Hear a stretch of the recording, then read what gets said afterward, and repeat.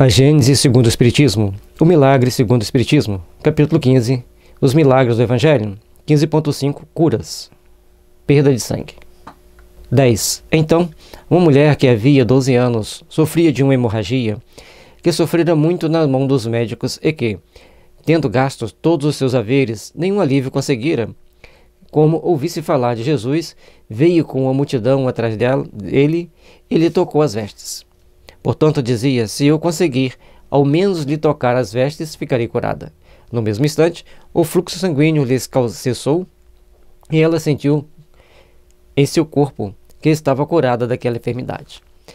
Interessante que a mulher já tinha gastado todos os seus recursos, procurado todos os recursos humanos daquele momento, daquela época, e vai e toca as vestes de Jesus, porque ela cria fervorosamente no fundo do seu coração que se ela lhe tocasse as vestes, ela ficaria curada. Logo, Jesus, conhecendo em si a virtude que dele saíra, se voltou no meio da multidão e disse, quem me tocou as vestes? Seus discípulos lhe disseram, vês que a multidão te aperta de todos os lados e perguntas quem te tocou? Ele olhava em torno de si à procura daquela que o tocara. É interessante que Jesus sentiu a virtude saindo dele. Sentiu a energia saindo para curar a pessoa. E logicamente que esse relato é simplesmente para nos mostrar que Jesus curava sem mesmo olhar para as pessoas. Quando a pessoa tinha fé de ir até Jesus, tocar em Jesus, ficavam curadas. A mulher, que sabia o que se passava em si, tomando de medo e pavor, veio lançar-lhe aos pés e lhe declarou toda a verdade. Disse-lhe Jesus, minha filha, tua fé te salvou. Vai em paz e fica curada da tua enfermidade. Marcos capítulo 5, versículo 25 a 34. Então, a gente vai vendo que a pessoa, tomada dessa fé, ela vai até Jesus. E Jesus, tomado de compaixão, olha nos seus olhos e diz, vai que está curada. Ele é lindo, mas ele dá uma bênção a ela. Ele só queria mostrar para nós que ele sabia, ele sentia até as energias que lhe saíam das vestes quando alguém o tocava. Tamanha percepção psíquica que ele tinha. Tamanho sentido da vida que ele possuía consigo mesmo. 11. Essas palavras, conhecendo em si mesmo a virtude que dele saíra, são significativas. Exprime o movimento fluídico que se operara de Jesus para a doente. Ambos experimentaram a ação que acabara de produzir-se.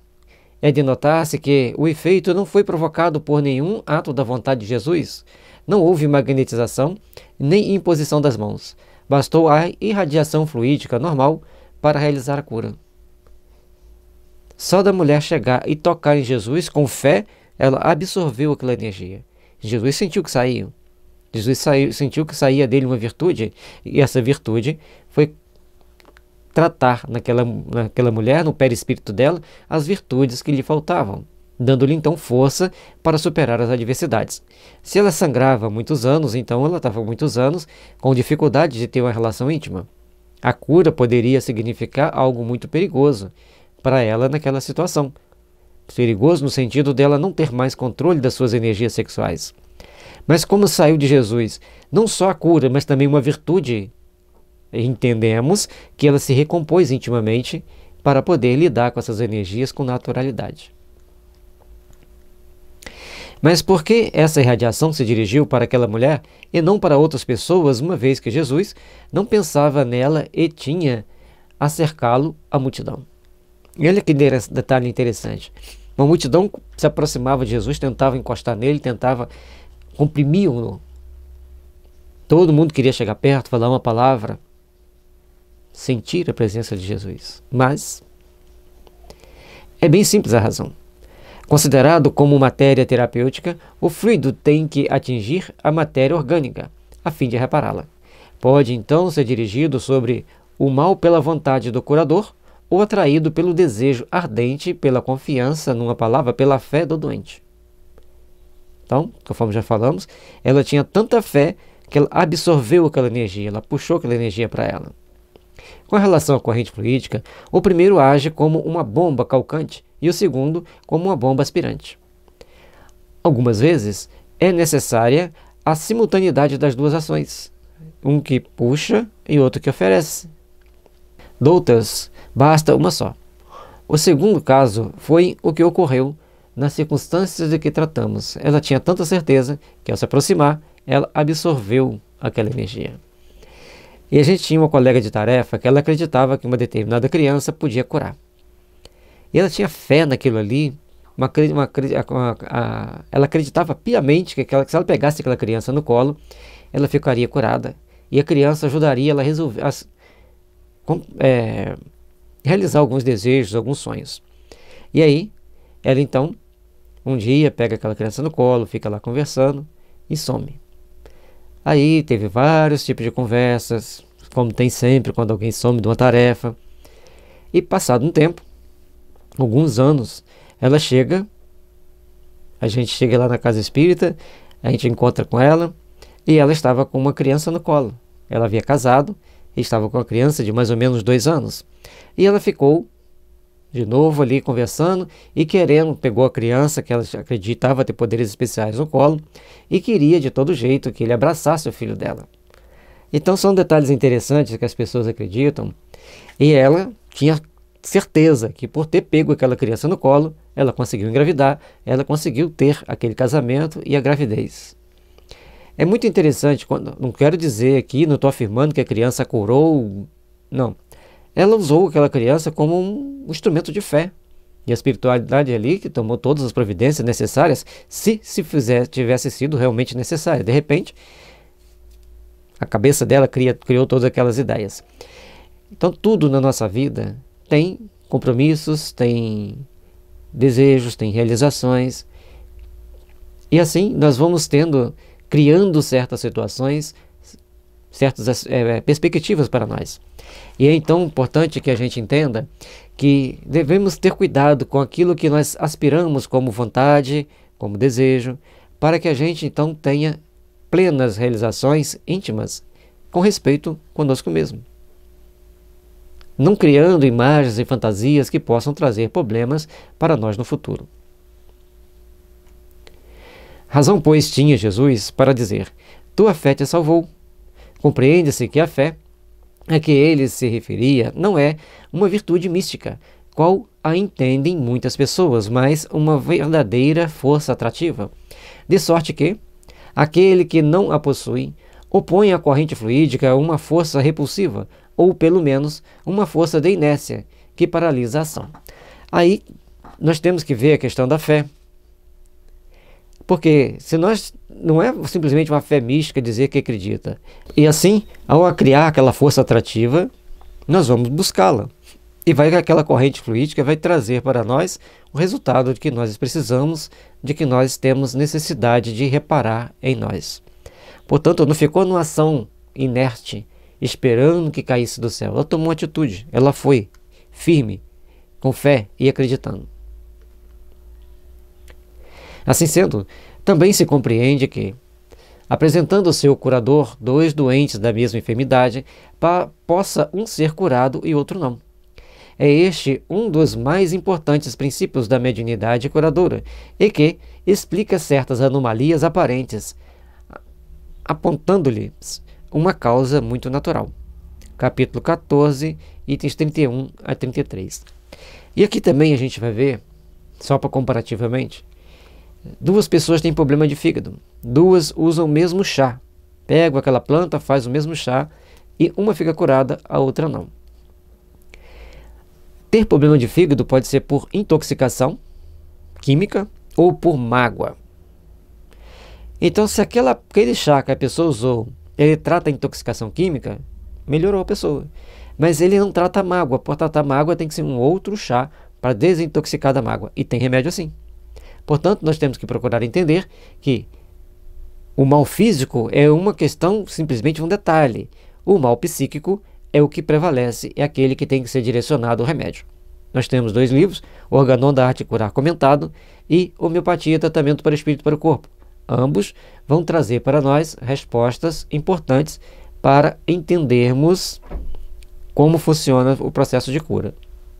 se tratando de homeopatia, mas é muito parecido com as questões psíquicas, principalmente nessa explicação que está aqui, de ter a atração e a repulsão ou a compatibilidade de fluidos do curador para o doente. Teve com o doente A, mas não teve com o doente B, embora as doenças fossem muito parecidas. Uma explicação básica é que a origem da doença é diferente.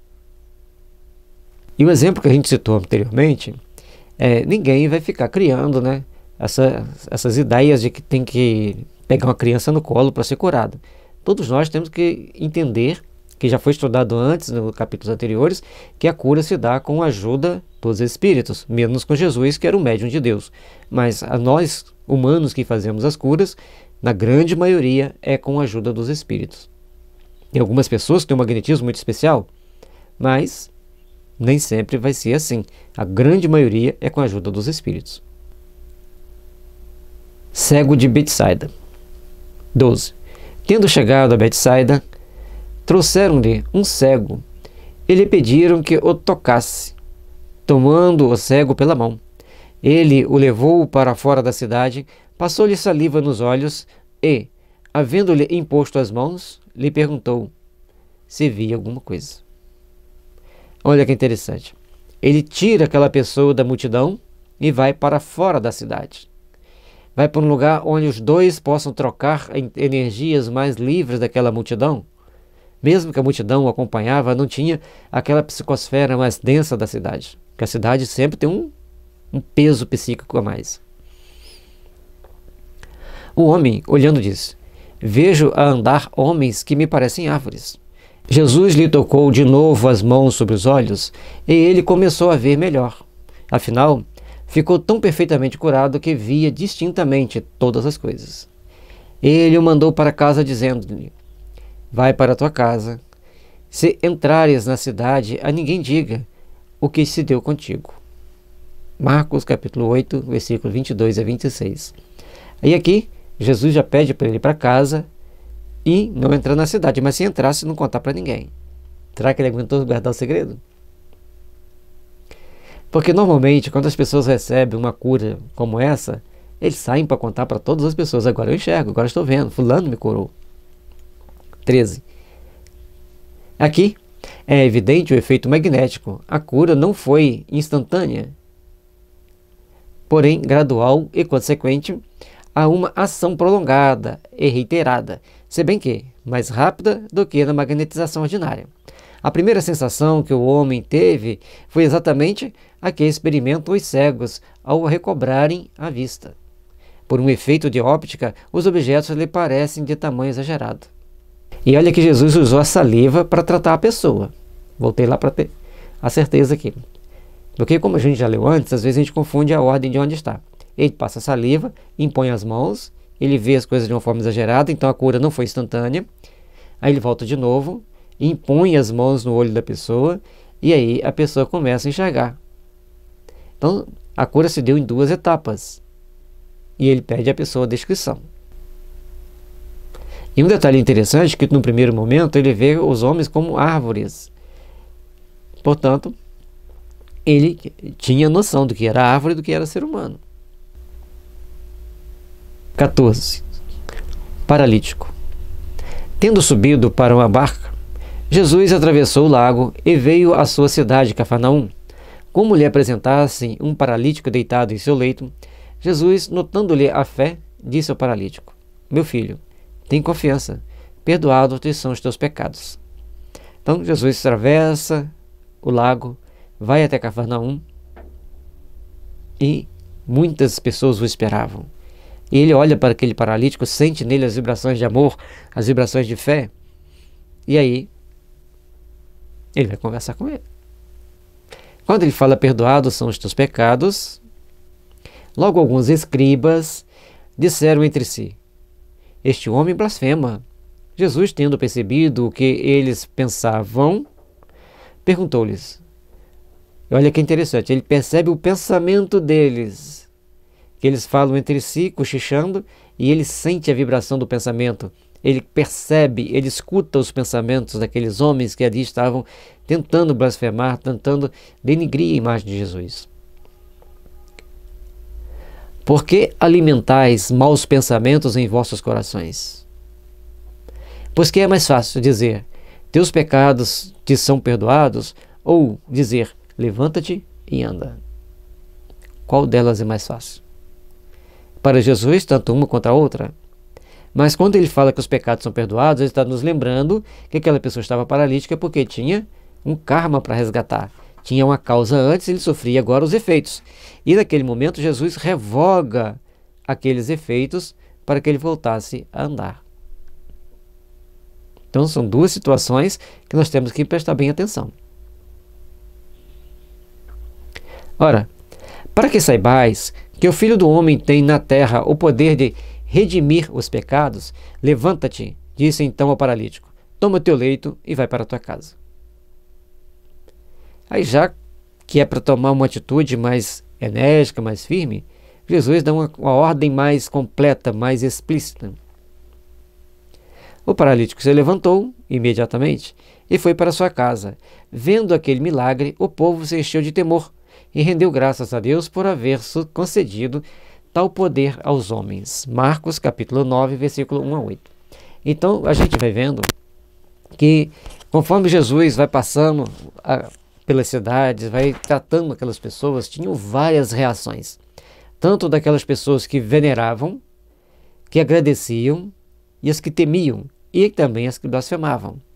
Jamais ele encontrou unanimidade no meio daquela população que o seguia, e aqueles curiosos, e aqueles espias que espiavam para o exército romano, tinha os espias que espiavam para os sacerdotes de Jerusalém. Então ele vivia no meio de todas as situações mais adversas. Entre cobras e ovelhas, pombas e serpentes, tudo estava ali em torno de Jesus. E ele sabia lidar com todos, com sabedoria e com muito amor. Assim como nós hoje também estamos numa situação assim. 15. Que significariam aquelas palavras? Teus pecados te são remitidos. Remitidos é o mesmo que absolvidos. E em que podiam estas influir para a cura? Por que ele diz que os pecados estão absolvidos, remitidos, perdoados? O Espiritismo lhe dá a explicação, como a uma infinidade de outras palavras incompreendidas até hoje. Por meio da pluralidade das existências, ele ensina que os males e aflições da vida são muitas vezes expiações do passado, bem como que sofremos a vida presente as consequências das faltas que cometemos em existência anterior. E assim, até que tenhamos pago a dívida de nossas imperfeições, pois que as existências são solidárias umas com as outras. É interessante essa palavra solidária umas com as outras.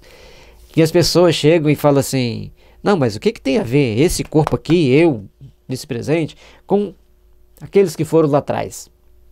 Não, você não foi aqueles lá atrás, você é aqueles lá de trás, você é aquela pessoa que padeceu no plano espiritual, você é a pessoa que está reencarnado hoje. As existências são solidárias umas com as outras, elas se interagem. Portanto, o passado berra na nossa mente, o futuro sussurra, e nós temos que abrir os ouvidos para o futuro, para sentir os caminhos menos ásperos para as nossas realizações do amanhã. Se, portanto, a enfermidade daquele homem era uma expiação do mal que ele praticara, ou dizer-lhe Jesus, teus pecados te são remitidos, em que valeria dizer, pagaste a tua dívida. A fé que agora possuís, elidiu a causa da tua enfermidade. Consequentemente, mereces ficar livre dela. Daí ou haver dito aos escribas, tão fácil é dizer, teus pecados te são perdoados, como levanta-te e anda. Cessada a causa, o efeito tem de cessar. É precisamente o caso do encarcerado a quem se declara, teu crime está expiado e perdoado, o que valeria a se lhe dizer, pode sair da prisão. Então aquele homem que estava ali naquele leito, ele estava cumprindo um débito do passado. E naquele momento que ele chegou com tanta fé arrependido do que tinhas feito no fundo da sua consciência, esperando as realizações do Divino Mestre para o futuro que o redimiria, que o impulsionaria para as realizações superiores, então esse homem recebe a permissão divina de ficar livre daquela doença que o limitava, que o paralisava, que o deixava preso em um leito. E a partir daquele momento, este homem então tem as condições de seguir a sua vida. Mas lembrando que, quando Jesus fala, teus pecados te são perdoados, ele tinha que medir bem cada uma das suas atitudes, cada uma das suas ações, para não tomar atitudes e ações tais quais muitas das vezes as pessoas procuram tomar. Ou seja, se viu livre do mal, vai fazer tudo o que não devia fazer. Os 10 leprosos. 16. Um dia, indo ele para Jerusalém, passava pelos confins da Samaria e da Galileia, e, estando prestes a entrar numa aldeia, 10 leprosos vieram ao seu encontro e, conservando-se afastados, clamavam em altas vozes: Jesus, Senhor nosso, tem piedade de nós. Dando como com eles, disse-lhe Jesus: Ide, mostrai-vos aos sacerdotes. Quando ia ao caminho, ficaram curados. Olha que interessante. Jesus eles se acercam de Jesus, pede para ele ter piedade deles, e Jesus não diz nada, só diz para que eles procurassem ir mostrar-vos aos sacerdotes. Não diz que estavam curados. Mas quando eles saem seguindo aquela ordem, ou seja, tiveram fé, acreditaram, seguiram aquele impulso carinhoso que Jesus lhes ordena, lhes dá. Um deles, vendo-se curado, voltou sobre seus passos, glorificando a Deus em altas vozes, e foi lançar-se aos pés de Jesus com o rosto em terra, a ele render graças. Esse era samaritano. De novo o exemplo do samaritano que volta a respeitar as regras divinas, que volta e chega até Jesus, aconchega-se ao mestre, agradece a Deus e rende reverência a Jesus. Disse então Jesus: Não foram curados todos os 10? Onde estão os outros 9? Nenhum deles houve que voltasse e glorificasse a Deus, a não ser este estrangeiro. Aí o samaritano veio e os outros não vieram. Os samaritanos também tinham a mesma origem, eram semitas, eram descendentes de Abraão, mas cultuavam de forma diferente. Aí tem que pegar o mapa de ver a Sesmaria, onde estavam os samaritanos, e a outra parte, que ficou 10 tribos para um lado e 2 para o outro, meio rivais. E disse a esse: Levanta-te, vai, tua fé te salvou. Lucas, capítulo 17, versículo 11 a 19. Em todas as situações, Jesus dá um toque. A tua fé te salvou, vai, não peques mais, vai te mostrar os sacerdotes. Sempre tinha alguma coisa que eles tinham que fazer a mais, para, quando eles recebiam essa cura, aqueles que estão relatados no Evangelho. 17. Os samaritanos eram cismáticos, mais ou menos como os protestantes com relação aos católicos, e os judeus os tinham em desprezo, como heréticos. E aí a gente vai ver que Kardec está se referindo aqui aos protestantes da época dele, lá em 1860, em torno de 1860, onde os protestantes eram minorias e tinha aquela rivalidade, tinha aquela pretensão de ser melhor do que o outro. Todo país, aquela a religião que é a minoria, ela tende a ser mais rigorosa consigo mesmo, mais rigorosa entre seus membros, até para poder conquistar o outro. E quem está na maioria, relaxa. Normalmente é assim, podem prestar atenção. E aí os judeus tinham um grande desprezo para os samaritanos. Aquelas rixas que existem de uma cidade com a outra, era entre um estado, uma região e a outra região, né, porque seriam 2 estados diferentes, embora da mesma nação, mas eles tinham aquele ranço, aquela rivalidade. E Jesus sempre usa o exemplo do samaritano. E o samaritano sempre está dando os melhores exemplos. Isso é interessante, não tem dúvida. Curando indistintamente os judeus e os samaritanos, dava Jesus, ao mesmo tempo, uma lição e um exemplo de tolerância, e fazendo ressaltar que só o samaritano voltara a glorificar a Deus. Mostrava que havia nele maior soma de verdadeira fé e de reconhecimento do que nos que se diziam ortodoxos, acrescentando. Então, ali naquele momento, ele mostrava que havia naquela pessoa uma fé mais verdadeira e principalmente reconhecimento que ele tinha sido ajudado. E os outros se perceberam curados, só pensavam em chegar para mostrar seu sacerdote. Mas aquele ali, primeiro ele foi agradecer a Jesus, ele volta para agradecer a Jesus. Tua fé te salvou, fez ver que Deus considera o que já há no âmago do coração e não na forma exterior da adoração. Portanto, nós temos que ter valores íntimos, valores internos, para nós nos valorizarmos mais, para nós sabermos nos aperfeiçoar mais perante a justiça divina. Entretanto, também os outros tinham sido curados. Fora mister que tal se verificasse, para que ele pudesse dar a lição que tinha em vista e tornar-lhes evidente a ingratidão. Quem sabe, porém, o que daí lhes haja com resultado?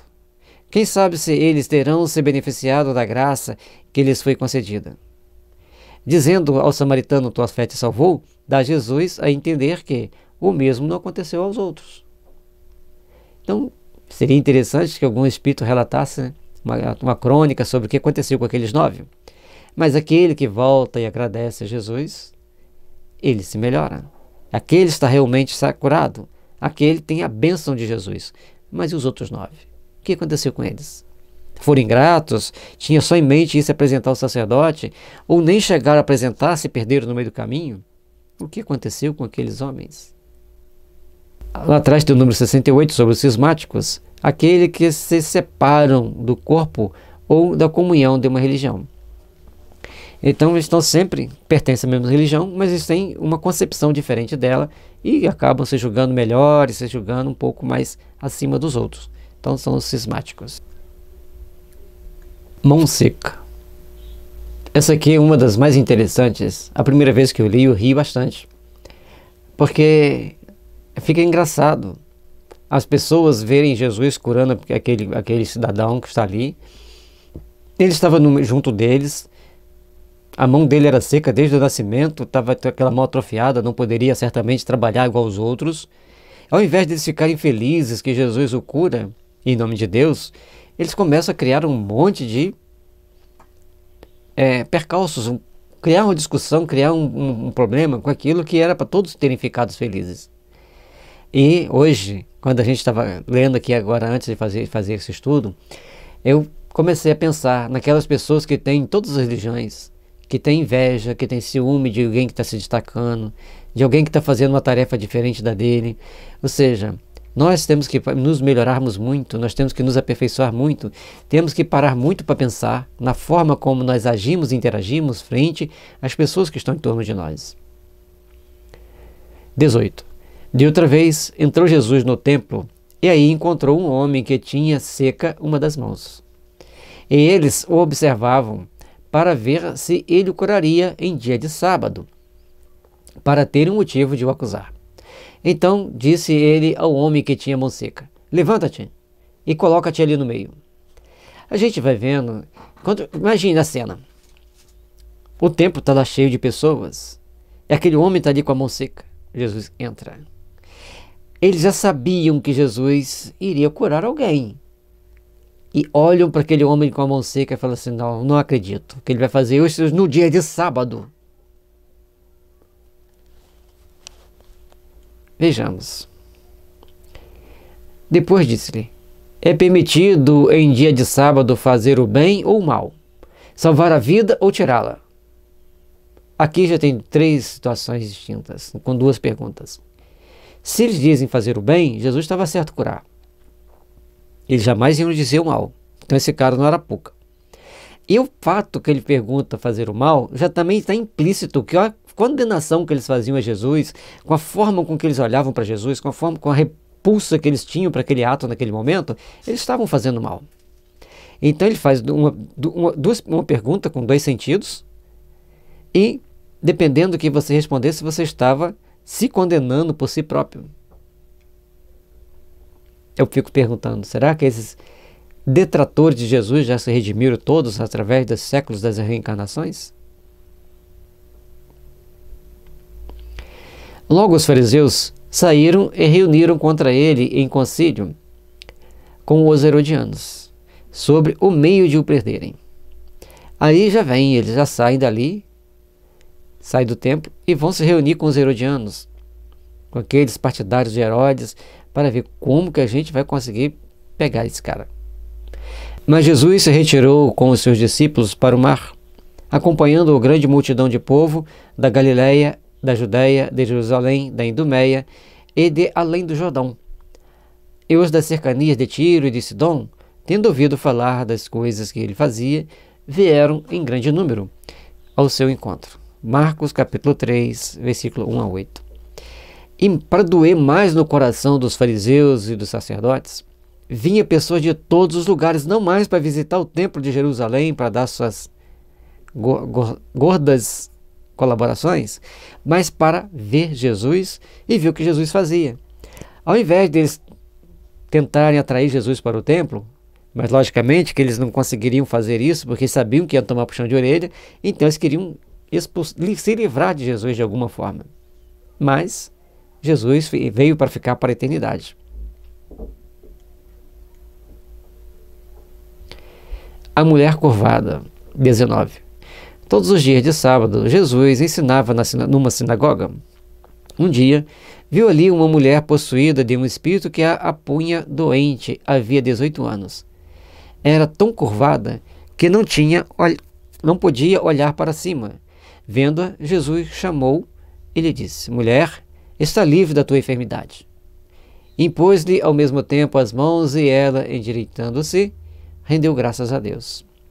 Ele estava dentro da sinagoga, fazendo as suas pregações, e naquele momento ele vê aquela mulher toda curvada, que não podia nem olhar para cima, toda ali, e ele então impõe a mão, convida essa mulher para ficar livre da enfermidade e impõe-lhe a mão para que ela possa se endireitar. Esse fabuloso magnetismo de Jesus, essa possibilidade sempre marcante que Jesus tinha para fazer o bem e levar o bem-estar àqueles que estavam em torno dele, incomodava muito aos seus detratores e aqueles que os ficavam observando com inveja, com despeito, com falta de amor. Mas o chefe da sinagoga, indignado por haver Jesus feito uma cura no dia de sábado, disse ao povo: há 6 dias destinados ao trabalho, vinde nesses dias para serdes curados e não nos dias de sábado. Para que eles estavam na sinagoga? Para ouvir o chefe da sinagoga? Ou para receberem as bênçãos divinas? Da mesma forma, devemos olhar para nós hoje dentro de qualquer templo religioso e ver qual a finalidade de nós estarmos dentro daquele templo religioso, qual a finalidade de nós estarmos junto daquelas pessoas ali, para receber um benefício, para fazer um benefício ou para nos alimentar a alma dos ensinamentos divinos. Temos que saber qual a nossa finalidade dentro de um templo. O Senhor, tomando a palavra, disse-lhe: hipócrita, qual de vós não solta a carga do seu boi, de seu jumento, em dia de sábado, e não o leva a beber? Porque então não se deveria libertar em dia de sábado dos laços que aprendiam esta filha de Abraão, que Satanás conservara atada durante 18 anos? As palavras de Jesus dura e firme. Todos eles soltavam seus jumentos, seus bois, dando-lhe de comer, dando-lhe de beber, tirando a carga deles ao dia de sábado. Mas não queriam que as pessoas fizessem qualquer movimento, principalmente de cura, que Jesus não era um trabalho de Jesus, era uma doação. Ele não cobrava, então não era trabalho. E mesmo assim isso os incomodava. A estas palavras, todos os seus adversários ficaram confusos e o povo encantado de vê-lo praticar tantas ações gloriosas. Então, os adversários começaram a ficar sem ter o que fazer. Como lidar com Jesus? Como lidar com toda a sua sabedoria, com todo o seu amor, com todo o seu poder? Porque tudo que ele fazia deixava uma marca nas pessoas, uma marca inesquecível. Era uma cura, era uma palavra de estímulo, uma palavra de orientação, de pacificação. Lucas capítulo 13, versículo 10 a 17. 20. Este fato prova que naquela época a maior parte das enfermidades era atribuída ao demônio e que todos confundiam, como ainda hoje, os possessos com os doentes. Mas em sentido inverso, isto é, hoje, os que não acreditam nos maus espíritos confundem as obsessões com as moléstias patológicas. E aí nós temos que entender que as obsessões representam uma parcela significativa das doenças. E se nós formos entender as doenças do ponto de vista homeopático, que elas estão no nosso perispírito, que elas estão nas nossas energias psíquicas, então, de acordo com o nosso sentimento, com as nossas condições mentais, e vocês podem identificar isso no parágrafo 212 do Organon, então vocês vão começar a entender que sempre tem um espírito ou um grupo de espírito ligado às doenças. Enquanto nós não nos livramos desse espírito, ou seja, desse padrão mental e emocional, aí esse espírito vai se desligar de nós e a doença vai desaparecer. Às vezes até por encanto. Mas nós temos que entender isso. O paralítico da piscina, 21. Depois disso, tendo chegado à festa dos judeus, Jesus foi a Jerusalém. Aí é outro detalhe importante, que Jesus, naquele momento, ele vai a Jerusalém, vai encontrar com ferrenhos adversários. Ora, havia em Jerusalém a piscina das ovelhas, que se chama, em hebreu, Betesda, a qual tinha 5 galerias, onde em grande número se achavam deitados doentes, cegos, coxos e os que tinham ressecados os membros, todos à espera de que as águas fossem agitadas, porque o anjo do Senhor, em certa época, descia àquela piscina e lhe movimentava a água, e aquele que fosse o primeiro a entrar nela, depois de ter sido movimentada a água, ficava curado, qualquer que fosse a sua doença. Então, a gente tem que entender que Israel está no encontro de 3 fendas. Fenda da Ásia, faz um triângulo assim, vem uma fenda, vem um... Eu não vou conseguir fazer o desenho aqui na mão, né? Mas são 3 fendas, são encontro de 3 placas tectônicas. Então, se vocês olharem placas tectônicas, imagens aí no Google, depois que terminar o estudo, vocês vão ver que ele está sobre 3 placas. Portanto, lá é uma região propensa a terremotos. E como é propensa a terremotos, e até mesmo violentos. Portanto, essa água balançava, uma das explicações é que dava algum tremor de terra pequeno, a água sacudia, balançava. E também o impulso das águas vindo da fonte embaixo, ela subia com mais força e balançava a água. E quando ela vinha com mais força, ela trazia propriedades curativas lá do interior da terra. Existem essas águas chamadas medicinais. Mas a fé daquelas pessoas que ali estavam, e principalmente se ficassem lá esperando a água balançar em oração, fazia grande diferença. Portanto, Jesus chega ali, depara-se com aquele monte de pessoas doentes, mas ele vai conversar exatamente com um deles. Ora, estava lá um homem que se achava doente havia 38 anos. Jesus, tendo-o visto deitado e sabendo-o doente desde longo tempo, perguntou-lhe: queres ficar curado? Então Jesus, com a sua dupla vista, com a sua presciência dos fatos, ele olha para aquele homem, ler na sua alma a sua necessidade, o tempo de sofrimento, e vai conversar com ele. Queres ficar curado? O doente respondeu: Senhor, não tem ninguém que me lance na piscina depois de a água ser movimentada. E durante o tempo que levo para chegar lá, outro desce antes de mim. Disse-lhe Jesus: levanta-te, toma o teu leito e vai-te. No mesmo instante, o homem se achou curado e, tomando de seu leito, pôs-se a andar. Ora, aquele era um dia de sábado. Aquele era um sábado, e tinha que ser um sábado para Jesus chegar naquele local exatamente sábado, para desespero dos sacerdotes e para deleite daquelas pessoas que estavam doentes. O interessante é que lá estava cheio de pessoas mutiladas, e Jesus vai conversar somente com aquele. Disseram então os judeus: ao que fora curado, não te é permitido levares o teu leito.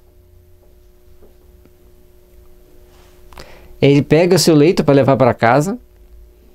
Eles deparam com ele no caminho e falam: não é permitido você levar seu leito, é sábado. Mas esse homem estava determinado, ele conseguiu a cura dele. Respondeu o homem: aquele que me curou disse: toma o teu leito e anda. Perguntaram-lhe eles então: quem foi esse que te disse: toma o teu leito e anda?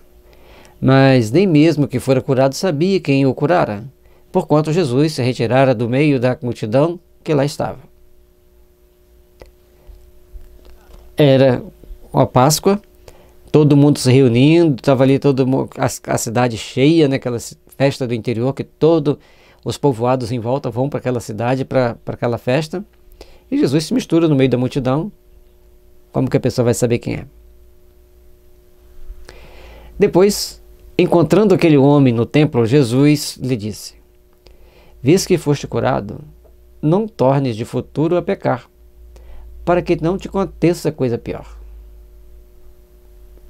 E aí as coisas ficaram um pouco diferentes, porque quando Jesus chega para ele, olha nos olhos dele e fala que ele está curado, mas que ele não voltasse a pecar, porque para que ele se precavesse de problemas maiores no futuro, o que o homem faz? O homem foi ter com os judeus e lhes disse que fora Jesus quem o curara. Era por isso que os judeus perseguiam Jesus, porque ele fazia essas coisas em dia de sábado.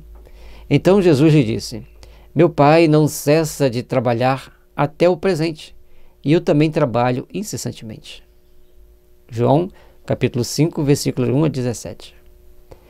E aí a gente vai deparando com essas transcendências, e Jesus dá um recado importante para eles.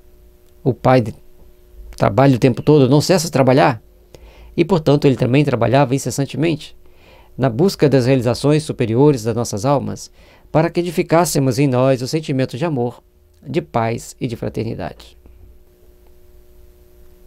22. Piscina, da palavra latina piscis, peixes. Entre os romanos eram chamados os reservatórios ou viveiros, onde se criavam peixes.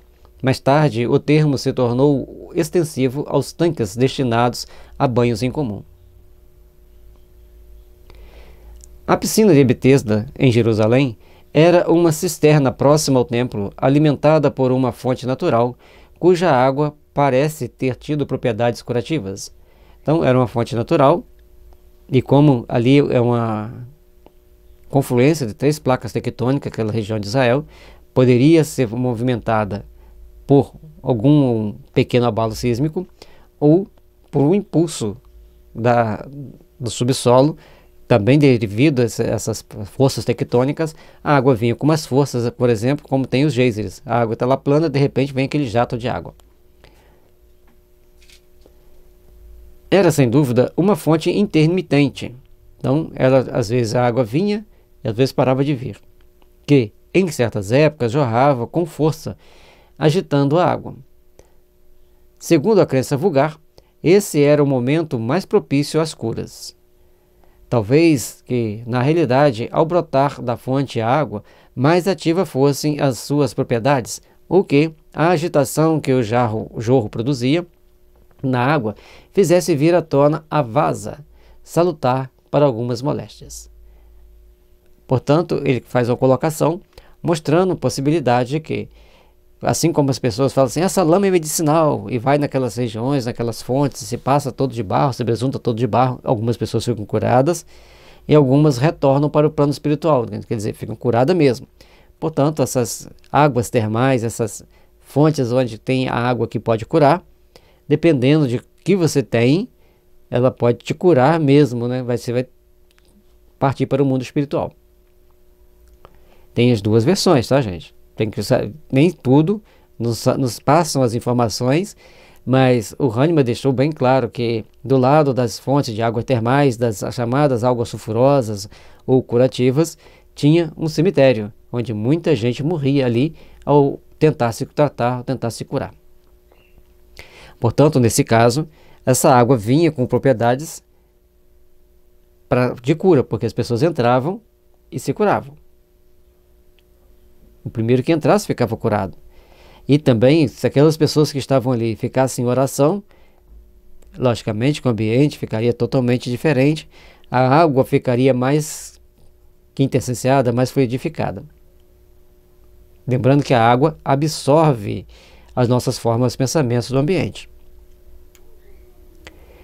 E logicamente que, como era uma forma de demonstrar às pessoas e levar as pessoas a terem fé em Deus, a terem esperança, ali muitos espíritos superiores mediam todas as situações, todas as condições, para que algumas pessoas pudessem ser tratadas e fortalecer em todos eles a fé. O próximo pode ser eu. Tais efeitos são muito naturais e perfeitamente conhecidos hoje. Mas, então, as ciências estavam pouco adiantadas e a maioria dos fenômenos incompreendidos se atribuíam uma causa sobrenatural. Os judeus, pois, tinham a agitação das águas como devida à presença de um anjo, e tanto mais fundadas lhe pareciam essas crenças, quando viam que, naquelas ocasiões, mais curativa se mostrava a água. Como explicamos, a espiritualidade superior vê aquelas pessoas que ali estão a necessidade de alguém se melhorar, de manter a esperança, manter a fé, e quando a água era agitada, o primeiro que pulasse, que conseguisse pular na água, ficava curado, mostrando que a bondade divina está sempre pronta para todos nós. E quem entrasse primeiro ficava curado. Então não dava para todos, dependendo da doença que a pessoa tinha, dependendo da sua capacidade de atenção, de mobilidade, ou seja, o mais esperto pulava primeiro. E vaza naquele número 169 que está lá atrás, tem uma nota da editora: espécie de lama fina e inconsistente, característica de certos fundos oceânicos, constituída por carapaças microscópicas de animais ou elementos minerais. Então, é uma lama cheia de resíduos minerais, e dependendo da situação, a pessoa vai ficar curada ao entrar em contato com esse tipo de material. Pode ser uma cura rápida, pode ser uma cura mais demorada. E quando entra a fé, e entra essa parte mística do momento, vai ter um efeito muito melhor, porque a pessoa com fé, ele começa a transmutar muitas coisas em sua mente, muitas coisas no seu dia a dia. Depois de haver procurado aquele paralítico, disse-lhe Jesus: para o futuro não tornes a pecar, a fim de que não te aconteça coisa pior. Por essas palavras, deu-lhe a entender que a sua doença era uma punição, e que, se ele não se melhorasse, poderia vir a ser de novo punido e com mais rigor. Doutrina essa inteiramente conforme a doutrina do Espiritismo. Portanto, a gente vai vendo aqui que a causa e o efeito. Já foi explicado anteriormente, o Espiritismo mostra para nós que nada nos acontece por acaso. Capítulo 5 do Evangelho segundo o Espiritismo, causa atuais das aflições. Não bem-aventurados os aflitos, né? Aí tem lá causas atuais das aflições e causas anteriores às aflições. Nessas situações, a gente vai estar vendo que todos nós passamos por algumas condições para nos melhorar, para nos adaptar. E logicamente que existe muita imprudência, muita incúria dos homens aqui também. Mas tudo tem uma certa correlação com o passado. Ah, mas não pode ser 100%. Tudo bem, não vamos dizer que é 100%. Mas tem uma grande correlação com o passado. Todas as doenças. Porque senão todo mundo ficaria doente da mesma forma. Como cada um tem uma doença diferente, cada um tem uma causa diferente que o levou para a doença. E quando Jesus diz para que não pecar mais, ou seja, não transgrida mais as leis divinas, não comete os mesmos erros que já cometeste em outras épocas, seja mais vigilante, seja mais prudente. E quando Jesus olha no olho e fala, ele deu uma ordem que a pessoa vai cumprir. Ele fortalece aquilo na pessoa. É importante entendermos isso. Portanto, a partir do momento que a gente muda o nosso sentimento, nosso modo de pensar, aquilo que carregamos conosco, a gente vai se desintoxicando e com o tempo a gente recupera a saúde. No caso da fé, ela pode ser instantânea, conforme temos tantos exemplos, tantas mudanças. 23. Jesus, como se fazia questão de operar suas curas em dia de sábado, para ter ensejo de protestar contra o rigorismo dos fariseus no tocante à guarda desse dia, queria mostrar-lhes que a verdadeira piedade não consiste na observância das práticas exteriores e das formalidades, que a piedade está nos sentimentos do coração. Portanto, todas as vezes que Jesus fazia as curas no sábado, ele fazia questão de fazer, para mostrar que eles estavam com o coração muito endurecido e que eles tinham que abrir mão daquela dureza de coração, abrir mão daqueles sentimentos apegados às coisas do passado, apegados às coisas mais materiais do que espirituais, e dar mais vazão aos bons sentimentos, à boa piedade, à compaixão, à solidariedade, e usar de mais amor, de mais misericórdia uns para com os outros. Justificava-se declarando: meu pai não cessa de trabalhar até o presente, e eu também trabalho incessantemente. Quer dizer, Deus não interrompe suas obras, nem sua ação sobre as coisas da natureza em dia de sábado. Ele não deixa de fazer que se produza tudo quanto é necessário à vontade, à vossa alimentação, à vossa saúde, e eu lhe sigo o exemplo. Assim, Jesus dava para eles que, olha, o que vocês estão falando tem compatibilidade frente às leis divinas? O que vocês estão falando tem compatibilidade perante os ensinamentos verdadeiramente divinos? Ou vocês usam isso para tomar uma atitude exterior mais fácil do que buscar uma mudança interior íntima, com mais amor, com mais respeito uns para com os outros?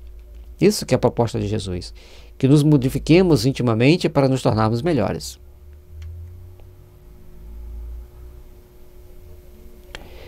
Cego de nascença. 24. Ao passar, viu Jesus um homem que era cego desde que nascera. E seus discípulos lhes fizeram esta pergunta: Mestre, foi pecado desse homem ou dos que o puseram no mundo que lhe deu causa a que ele nascesse cego? Aqui essa pergunta tem vários sentidos, vamos guardar ela, que o Kardec vai fazer um comentário, e então vamos entendê-la.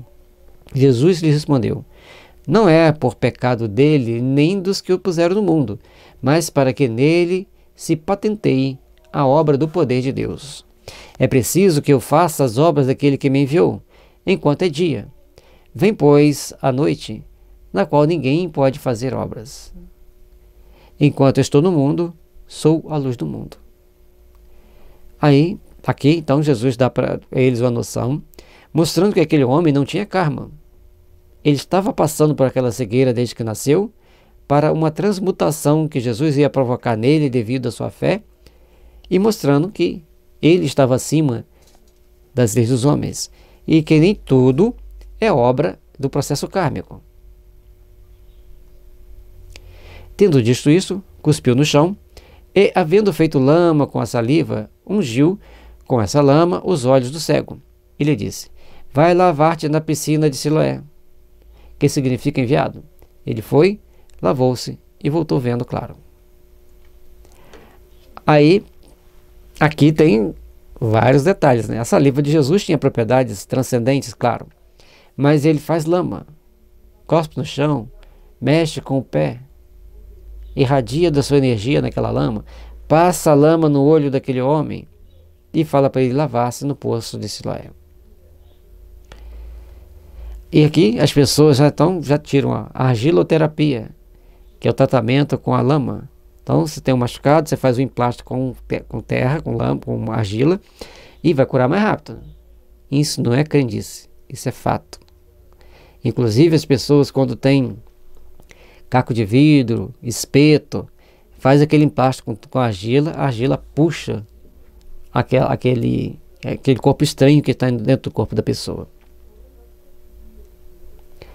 Seus vizinhos E os que viam antes a pedir esmola diziam: não é este que estava sentado a pedir esmola? Uns respondiam: é ele. Outros diziam: não, é um que se parece com ele. O homem, porém, lhes dizia: sou eu mesmo. E as pessoas sempre curiosas, né? Olha, peraí, mas ele está enxergando? Mas esse não estava pedindo esmola? Será que ele era um falsário? E os outros: não, simplesmente parece com ele. Mas ele afirma: sou eu mesmo. Aquela fé, aquela alegria íntima irradiando, a gente já sente aquela vibração de amor, né? De gratidão. Sou eu mesmo. Estou enxergando agora. Perguntaram-lhe então: como se te abriram os olhos? Ele respondeu: aquele homem que se chama Jesus fez um pouco de lama e passou nos meus olhos, dizendo: vai à piscina de Siloé e lava-te. Fui, lavei-me e vejo. Disseram-lhe: onde está ele? Respondeu o homem: não sei. Aí, e ele responde com educação, firmeza, de forma bem sucinta, relata o que aconteceu. Dava-se para perceber que não é um espírito qualquer, é um espírito que tem conquista. Ele tem uma postura de respeito com aquelas pessoas e muita sabedoria, conforme a gente vai ver no decorrer da narrativa. Levaram então aos fariseus o homem que estivera cego. Ora, fora num dia de sábado que Jesus fizera aquela lama e lhe abrir os olhos. Olha que interessante. Mais um sábado para doer na cabeça dos fariseus. Também os fariseus o interrogaram para saber como recobrara a vista. E ele lhes disse: ele me pôs lama nos olhos, eu me lavei e vejo. Ao que alguns fariseus retrucaram: esse homem não é um enviado de Deus, pois que não guarda o sábado. Outros, porém, diziam: como pode um homem mau fazer prodígios como tais? Havia, a propósito, dissensão entre eles. Então, tinha aquele grupo que queria condenar Jesus de todo jeito. Ele não era um homem de Deus, porque ele trabalhava no sábado, ele fazia milagres no sábado, ele curava no sábado. E, por outro lado, as pessoas já mais, com o ouvido mais atento, com as percepções intuitivas melhor sintonizadas. Olha, para fazer tais prodígios, para fazer tanto bem como ele faz, só pode ser de Deus.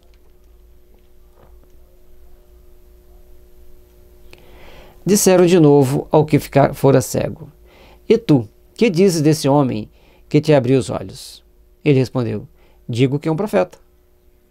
Mas os judeus não acreditaram que aquele homem houvesse estado cego e que houvesse recobrado a vista, enquanto não fizeram vir o pai e a mãe dele e os interrogaram assim. Aí começou-se a celeumas, discussões. Não é ele. Chama os pais dele. É este o vosso filho que dizeis ter nascido cego? Como é que ele agora vê? O pai e a mãe responderam: sabemos que esse é nosso filho e que nasceu cego. Não sabemos, porém, como agora vê. E tampouco sabemos quem lhe abriu os olhos. Interrogai-o. Ele já tem idade. Que responda por si mesmo. Então, eles confirmaram que era o filho dele, que tinha nascido cego, não sabia como ele estava enxergando, não sabia quem abriu os olhos dele, e mesmo que soubesse não falariam. E pede então que eles se perguntam para ele. Ele tem idade, já é adulto, pergunta para ele. Seu pai e sua mãe falavam desse modo porque temiam os judeus, visto que esses já haviam resolvido em comum que quem quer que reconhecesse a Jesus como Cristo seria expulso da sinagoga. Foi o que obrigou o pai e a mãe do rapaz a responderem: ele já tem idade, interrogai-o. Para não serem expulsos das sinagogas, para não serem excomungados ali naquele momento, eles simplesmente se absteram de responder e falaram: interrogue a ele, procure saber dele. Chamaram segunda vez o homem que estivera cego e lhe disseram: glorifica a Deus, sabemos que este homem é um pecador. Ele lhes respondeu: se é um pecador, não sei. Tudo o que sei é que estava cego e agora vejo. Tornaram a perguntar-lhe: que te fez ele e como te abriu os olhos? Respondeu o homem. Aí eles falam que ele tinha que fazer lá, glorificar a Deus, fazer cumprir todo um ritual de glorificação a Deus, porque ele tinha passado a enxergar. E eles falam, não sei se ele é um pecador. Tudo que eu sei é que eu era cego e agora vejo. A partir desse momento, então eles tornam perguntar a ele. Como que ele te abriu os olhos? Como que ele abriu seus olhos? Como que ele te fez enxergar? Essa é a curiosidade que ele não parava, não saía da cabeça deles. Porque era fortalecer em si mesmo, nem neles, a ideia de condenar Jesus por trabalhar no sábado. Já vos disse, e bem o ouviste. Por que quereis ouvi-lo segunda vez? Será que irás tornar-vos seus discípulos? Ao que eles o carregaram de injúrias, eles disseram, se tu seu discípulo. Quanto a nós, somos discípulos de Moisés. Sabemos que Deus falou a Moisés, ao passo que este não sabemos de onde saiu. Aí naquele momento, a gente vê que o rapaz tinha cultura, tinha sabedoria, estava bem intuído também pelos seus protetores, dá uma resposta, não ficou repetindo indefinidamente. Já falei uma vez, por que você quer que eu fale de novo? Vocês querem ser discípulos desse homem? E aí eles fazem seu perjúrio dizendo que eram discípulos de Moisés, que sabiam que Deus tinha falado com Moisés, mas não queriam saber de Jesus.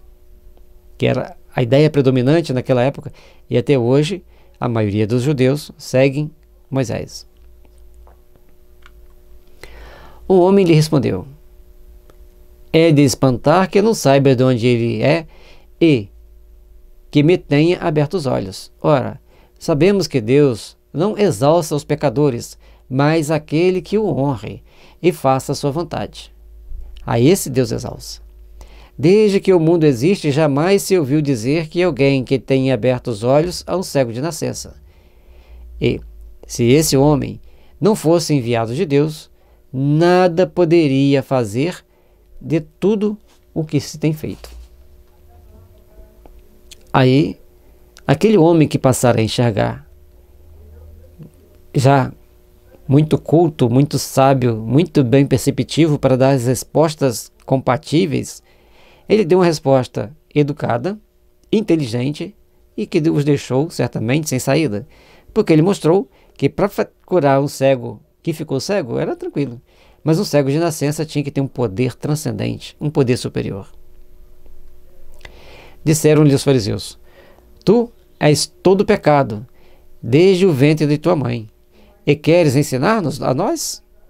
E o expulsaram. João capítulo 9, versículo 1 a 34. A partir desse momento, então, o coitado estava expulso da sinagoga, não poderia ir mais à sinagoga, mas, e aí a questão da reencarnação, eles sabiam da reencarnação, portanto que eles dizem que o homem era todo pecado desde o ventre da mãe, quer dizer, desde antes de nascer. Ele já tinha o karma, ele estava reencarnando sob algumas injunções delicadas. 25. Essa narrativa tão simples e singela traz em si evidente o cunho da veracidade. Nada aí há de fantasistas, nem de maravilhoso. É uma cena da vida real acompanhada em flagrante. A linguagem do cego é exatamente a desses homens simples, nos quais o bom senso supre a falta de saber e que retrucam com bonomínia aos argumentos de seus adversários, expendendo razões a que não faltam justeza nem oportunidade. Conforme já dissemos antes, era uma pessoa muito culta, apesar da simplicidade, era uma pessoa que tinha muitas conquistas íntimas, conquistas anteriores, conquistas tais que ele agia com muito bom senso, com muita bondade, com resposta educada, justa, e que deixava os fariseus e os sacerdotes sem ação. Eles não tinham como enfrentá-lo naquele momento. O tom dos fariseus, por outro lado, é o dos orgulhosos que nada admitem acima de suas inteligências e que se enchem de indignação à só ideia de que um homem do povo lhes possa fazer observações. Afora a cor local dos nomes, isso ia ser o do nosso tempo o fato. Até hoje existem pessoas assim. Só eles querem ter o saber, só eles querem ter o conhecimento, em todas as áreas, em todas, sem exceção. Existem algumas pessoas assim.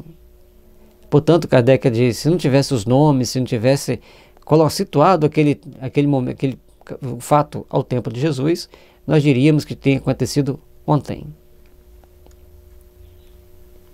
Ser expulso da sinagoga equivalia a ser posto fora da igreja. Era uma espécie de excomunhão. Os espíritas, cuja doutrina é a do Cristo, de acordo com o progresso das luzes atuais, são tratados como os judeus que reconheciam em Jesus o Messias.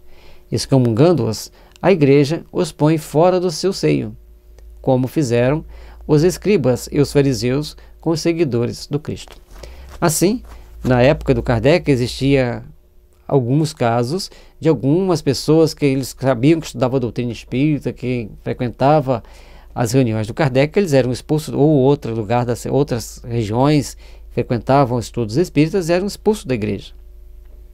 Assim como os judeus expulsavam os seguidores de Jesus também de seus templos.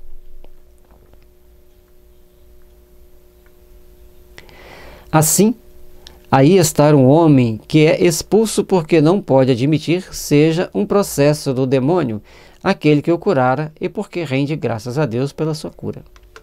Ele tinha tanto bom senso que ele jamais ia admitir que foi um demônio que o curou, que o demônio que o tratou. Ele mantém-se íntegro, entende que aquele fato tinha acontecido devido à bondade do Cristo, da bondade de Jesus, da sua sintonia com o Pai, da pureza dos seus sentimentos, porque para fazer todas aquelas curas, ele, apesar de uma pessoa muito simples, pelo que relata o fato, ele tinha o bom senso de entender que só aqueles de puro coração poderiam tomar aquelas atitudes. Não é o que fazem com os espíritas? Obter dos espíritos salutares conselhos, a reconciliação com Deus e com o bem, curas, tudo isso é obra do diabo, e sobre o que? Isso consegue lançar-se anátema.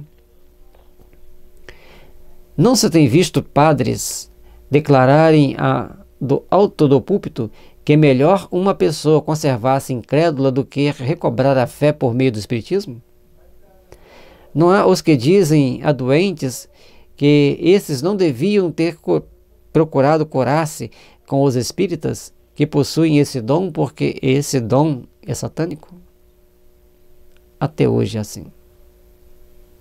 Infelizmente, passado 2000 anos, o mundo está cheio de fariseus e saduceus modernos, de sacerdotes insanos e de pessoas por demais simplórias para acreditar nas suas palavras, nas suas sugestões. Mas Deus e Jesus têm sua excelsa misericórdia, que age nos ajudando, nos amparando, apesar de todas as situações. Roguemos ao Pai que derrame das vossas bênçãos de amor sobre toda a humanidade, principalmente sobre aqueles que, incrédulos, tentam criar empecilhos para que os outros possam ter fé. E aqueles que, por serem sectários em sua fé, tentam impedir, por meios dos mais perversos até, que os outros procurem se esclarecer em outras fontes. Pedimos a Deus que as bênçãos do Pai desçam sobre todos esses, aqueles que se sentem tolhidos de exercerem a sua fé livre e aqueles que tentam tolher os outros de exercer a sua fé livre. Senhor Deus, de amor e de misericórdia, tenhai misericórdia dessas almas. Despertai-os para Deus, despertai-os para a luz do amor e da sabedoria. Não há os que pregam que os necessitados não devem aceitar o pão que os espíritas distribuem, por ser do diabo esse pão? Que outra coisa diziam ou faziam os padres judeus e os fariseus? Aliás, fomos avisados de que tudo hoje tem que se passar como ao tempo do Cristo. Então, vamos pedir a Deus por essas almas ainda presas aos preconceitos, ainda presas a tanto rancor, para que nós possamos passar por essa vida, por essa existência, amando e servindo, mostrando o caminho do Cristo em todos esses corações, ajudando a esclarecer almas para que possam despertar para uma nova realidade e que trabalhemos intimamente para fazermos melhores a cada dia. A pergunta dos discípulos: foi algum pecado deste homem que deu causa a que ele nascesse cego? Revela que eles tinham a intuição de uma existência anterior. Foi, do contrário, ela careceria de sentido, visto que um pecado somente pode ter causa a uma enfermidade de nascença ser cometido antes do nascimento, portanto, numa existência anterior. Se Jesus considerasse falsa semelhante ideia, ter-lhe-ia dito. Aí a gente vai entender que é o seguinte: a partir do momento que eles fazem uma pergunta, quando foi que ele errou? Ou se os pais erraram? Se fossem os pais, aquele filho cego era um castigo para os pais. Então ele sabia que tinha um castigo. E se foi ele que errou, não foi nessa vida, porque ele nasceu cego. Então, obrigatoriamente, foi em vida anterior. Deduz-se que eles conheciam a reencarnação, eles sabiam que existia reencarnação. Como houvera este homem podido pecar antes de ter nascido? Em vez disso, porém, diz que aquele homem estava cego, não por ter pecado, mas para que nele se patenteasse o poder de Deus, isto é, para que servisse de instrumento de uma manifestação do poder de Deus. Se não era uma expiação do passado, era uma provação apropriada ao progresso daquele espírito.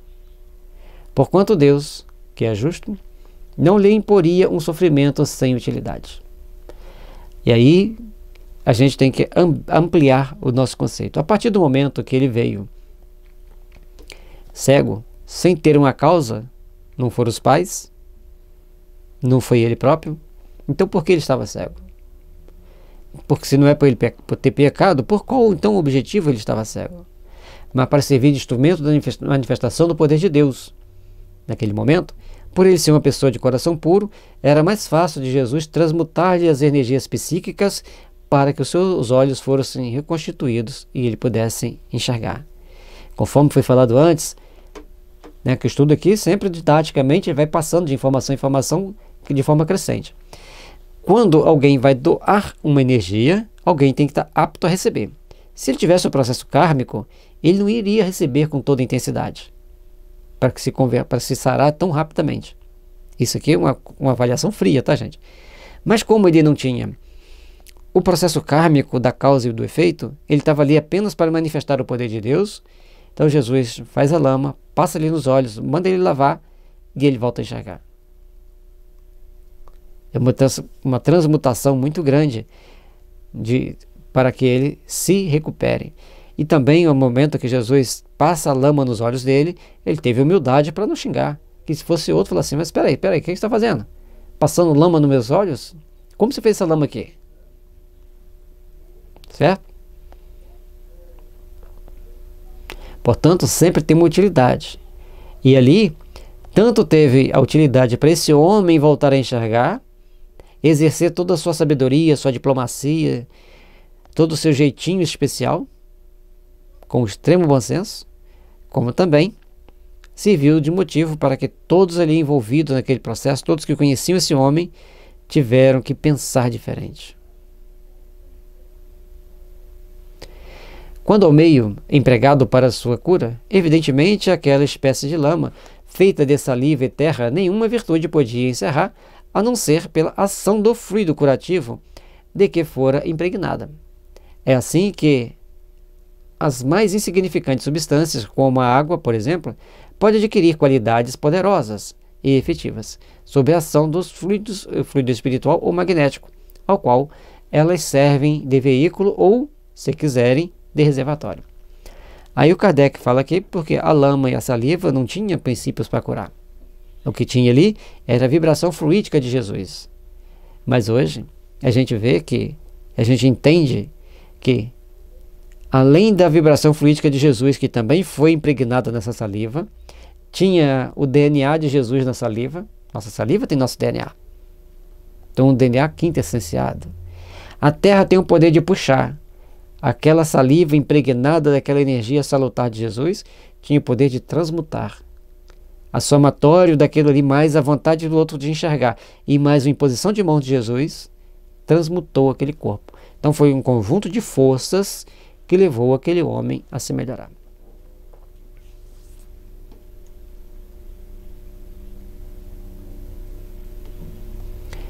Numerosas curas operadas por Jesus. 26. Jesus ia por toda a Galileia, ensinando nas sinagogas, pregando o evangelho do reino e curando todos os langores e todas as enfermidades no meio do povo. Ele ia passando por várias cidades, por várias etapas, por várias aldeias, sempre curando as pessoas. Tendo-se a sua reputação espalhada por toda a Síria, traziam-lhe os que estavam doentes e aflitos por dores e males diversos, os possessos, os lunáticos, os paralíticos, e ele a todos curava.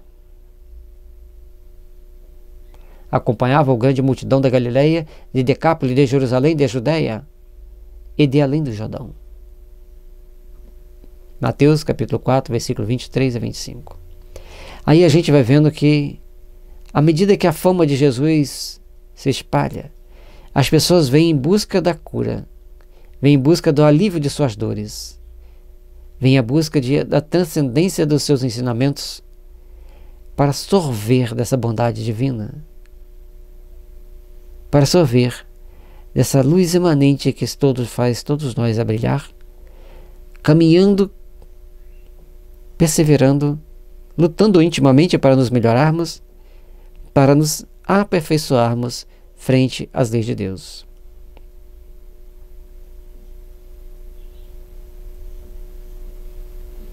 (27) De todos os fatos que dão testemunho o poder de Jesus, os mais numerosos são, não há contestar, as curas.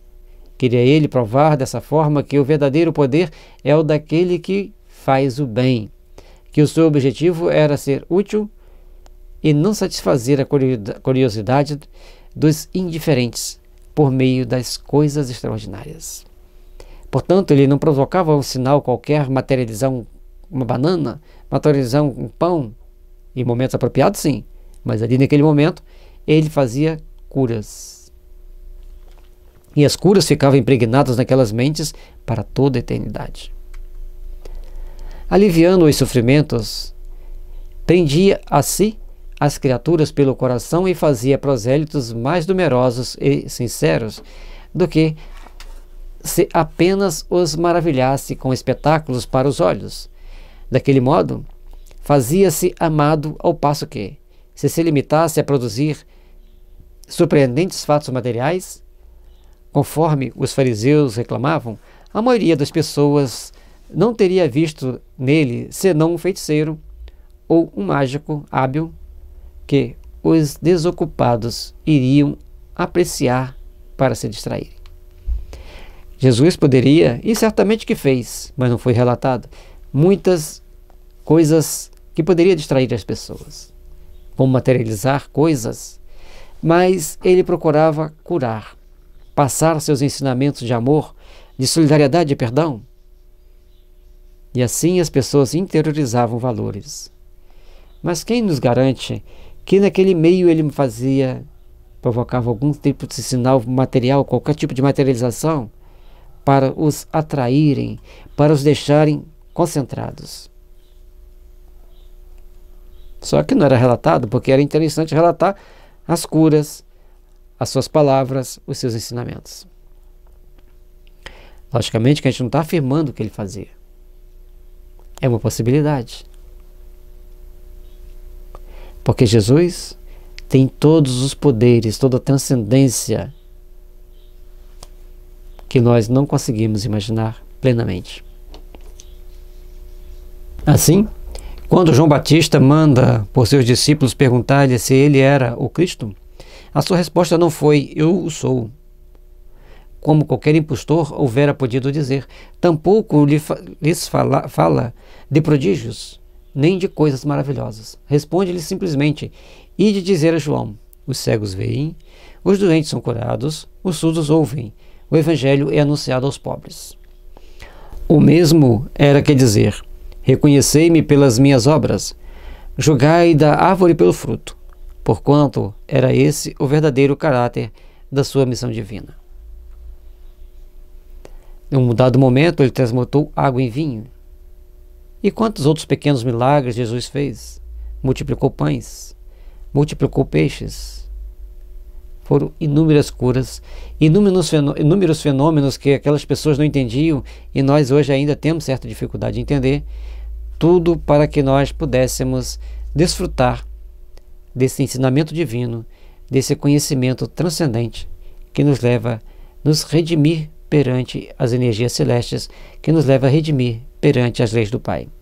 Desde que aprendamos a amar, aprendamos a perdoar, aprendamos a seguir os passos do Cristo. 28. O Espiritismo, igualmente, pelo bem que faz e que prova a sua missão providencial, ele cura os males físicos, mas cura sobretudo as doenças morais, e são esses os maiores prodígios que lhe atestam a procedência.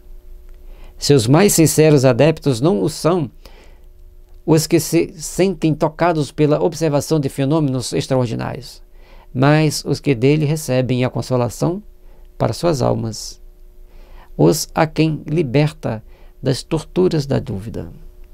Portanto, a doutrina espírita, assim como Jesus, não vem fazer prodígios, mágicas, vem transformar corações, tratando-os, ajudando-os, esclarecendo-os, tirando-os do deserto da dúvida, levando para um oásis de percepções superiores, onde eles podem começar a entender a vicissitude do céu. Trabalhemos, pois, para nos fazermos realmente melhores. Trabalhemos, pois, para procurarmos sermos bons divulgadores da doutrina espírita, bons trabalhadores do Evangelho. Aqueles a quem levantou o ânimo na aflição, que auriram forças na certeza, que lhes trouxe acerca do futuro, no conhecimento do seu ser espiritual e de seus destinos, estes os que, de fé inabalável, porque sentem e compreendem. Então, levantar o ânimo, amparar a pessoa na aflição, dar forças àqueles que estão em situação difícil, mostrar que existe um futuro muito mais radioso no mundo espiritual, entender que a vida espiritual é cheia de valores e que o nosso destino não é só simplesmente sofrer aqui na Terra, mas redimir dos nossos erros e aprendermos a fazer o bem. Assim, a nossa fé vai sendo inabalável, porque nós começamos a sentir, saber e compreender para podermos crer dentro dos princípios divinos, dentro da sabedoria e do amor divino, sermos sempre melhores, sermos sempre aqueles que edificam a paz, a luz e a fraternidade. Os que no Espiritismo unicamente procuram efeitos materiais não lhe devem compreender a força moral. Daí vem que os incrédulos que apenas o conhecem pelos fenômenos cuja causa primária não admitem, consideram os espíritas meros prestidigitadores e charlatões. Assim, cada um vem à doutrina espírita através de seus recursos íntimos. Os efeitos materiais são aqueles que menos vão levar as pessoas a estarem presentes, a estarem vivenciando esse sentimento de amor. Os efeitos materiais são apenas um detalhe. O verdadeiro sentido de luz, sentido de amor que todos nós devemos sorver é o da solidariedade, da compaixão, da caridade. E, diante de todas essas nossas ações, se pudermos aliviar as dores através da cura, que a misericórdia divina nos abençoe, nos ilumine e nos impulsione para essas realizações.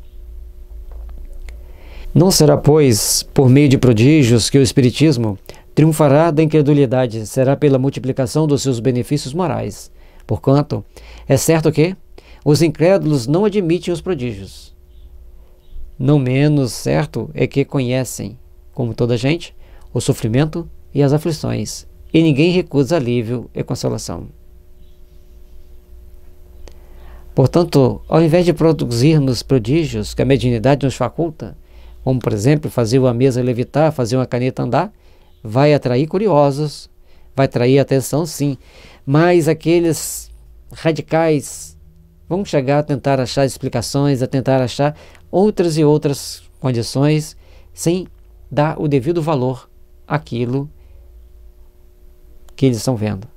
Mas quando veem os trabalhos, a caridade, o acolhimento, a bondade sendo exercida, naturalmente as pessoas vão se melhorando dentro daquele ambiente. não é uma coisa mágica, é uma coisa que transforma. Isso vai fazer com que os adeptos aumentem, os adeptos se aconcheguem, os adeptos consigam compreender a missão do Cristo.